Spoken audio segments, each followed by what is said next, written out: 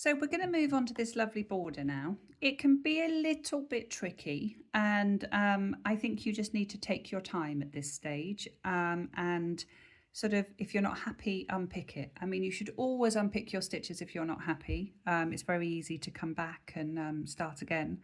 So I'm going to take you through this, but my recommendation is that you follow it again and again until you're happy that you've got this lovely border.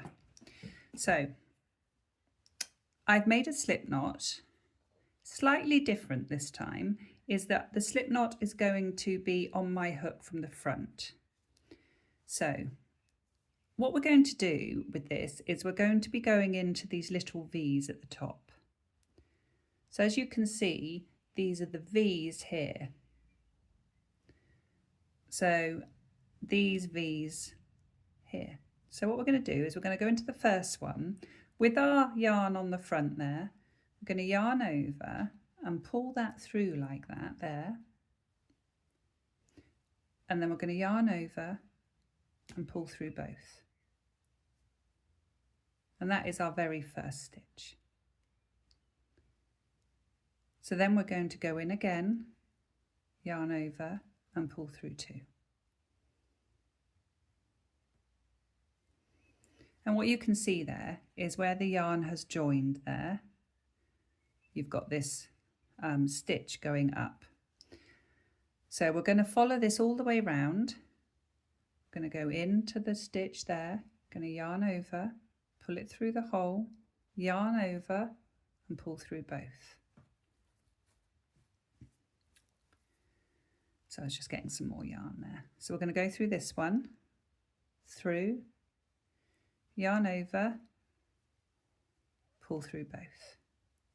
Now you're going to come to ones like this that are a little bit tricky. That's where your knot is.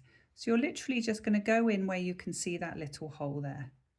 So if you can see just where my knot is underneath, I've got the hole there. So I'm just going to go in there. I'm going to yarn over, pull it through and pull through two there. So the stitch naturally goes into there.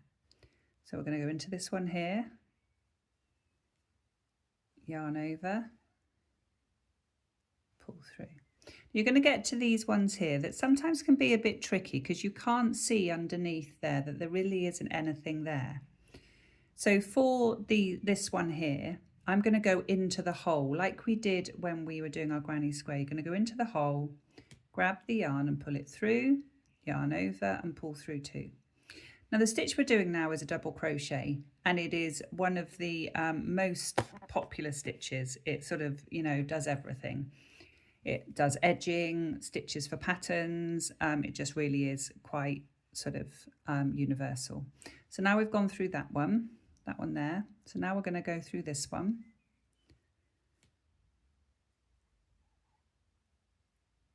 So again, through the V, pull through, yarn over. So through the V, pull through, yarn over.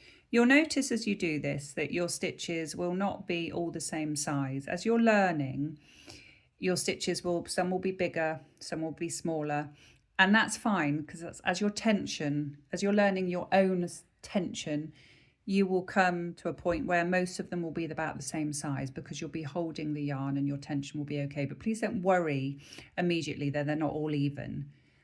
You'll find that it's quite nice to keep the first granny square that you do because you're quite surprised at what you've achieved. So, which I think is great. So what we're going to do now is we're going to go and do this double crochet all the way around, and I will meet you back here. Okay, once you've done your border all the way around, we're going to do something called the invisible stitch, which will takes practice. So what we're going to do is, this is to finish off your granny square and make sure that you have a seamless border like this one, so that you can't see the joins or the little knots that you get as you go around. So what you're going to do is you're going to cut off your yarn.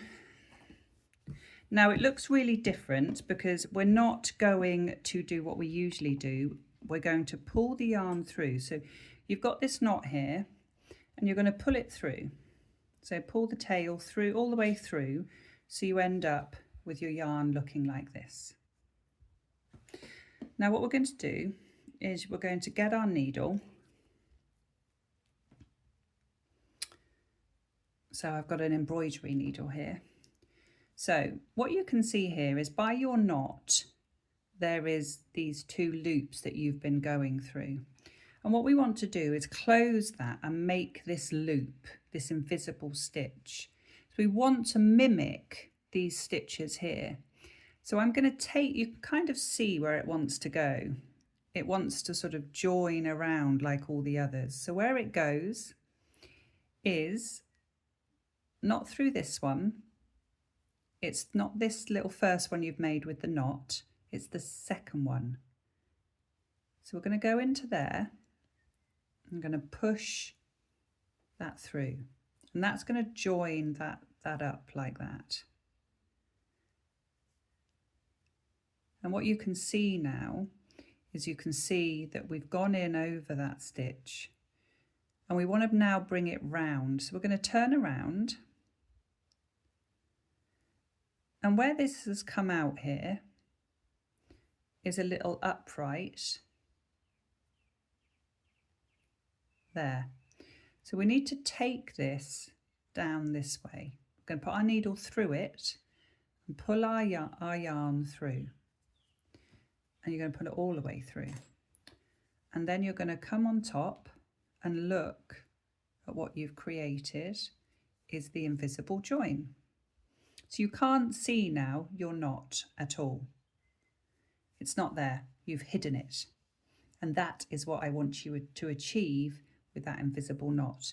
Watch it again. There are other YouTube videos with the invisible join, and I think I do this on my granny square blanket one as well. So yeah, so that is the invisible join. So, and if you have any questions or you're unsure, just send me a message. So the very last thing is these tails. I'm going to show you how to do one. So I'm going to show you this one. You've got some here that you've like wound over, you've yarned over. So you can see them sticking out, so you can just cut those off. Don't cut too close to the yarn. Any that you can see that you're poking through there, but any that have got a knot on the end, sort of like this one, you can just see the knot, this one here. So what you're going to do, so we'll take one at the end, because I think this is important, is you're going to go back on yourself 2 or 3 times to make sure that this doesn't come out. So once you've got it on your thread, what I'm going to do, you can see that it wants to go that way. So that's the way I'm going to go. And I'm going to feed in with this metal needle, feed in through my granny square. I want it to disappear. So I'm feeding it through where it might have gone previously. And then what I'm going to do is I'm going to go back on myself. So I'm going to go back through here, taking that yarn with me. And then I'm going to go back again in a different place, probably just here. So you want to go, and then I'm going to take my scissors and I'm going to snip it off. And you want to always go with your, you want to go one way, one way, one way, hiding it. You're going to hide all of those. And then what you will end up with is this, where you can't see any of the stitches. You've hidden them all. They're all in there. And if you looked really careful, you might see the odd end. And you've done your border. And that is your first granny square coaster. And it will look great with your mug on it. And you can make 4, you get 3 balls of yarn with each set. So you can make many, many coasters. I hope you enjoyed that lesson. There's quite a lot there. There's quite a lot more on my YouTube. And if you, my granny square blanket starts off the same, so you could watch the beginning of that as well. If you have anything else you'd like me to cover, just let me know in the comments. Thanks for watching.